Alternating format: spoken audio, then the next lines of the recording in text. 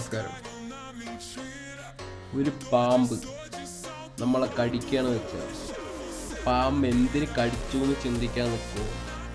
ഇല്ല വെച്ചാൽ അടുത്ത് എന്താ ചെയ്യേണ്ടത്, ഇത് ശരിയാകാൻ എന്താ ചെയ്യേണ്ടതെന്ന് നോക്കും. ഇത് ഞാൻ പാമ്പിൻ്റെ കേസ് പറഞ്ഞതല്ല, നമ്മുടെ ലൈഫിൻ്റെ കേസ് പറഞ്ഞത്.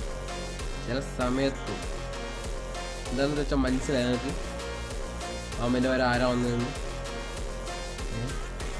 ചില സമയത്ത് നമ്മളുടെ കൂടെ നിന്നവർ തന്നെ ഇട്ടിട്ട് പോകും. ഇല്ല വെച്ച വല്ല വള്ളിയിൽ കൊണ്ടിടും. അതിന് നമ്മൾ ചാടാനല്ല നോക്കേണ്ടത്, അല്ലാണ്ട് എന്താ പറയാ, എന്തിനാണ് അവൻ ഇങ്ങനെ തള്ളി വിട്ടതെന്നാണ് ആലോചിക്കേണ്ടത്.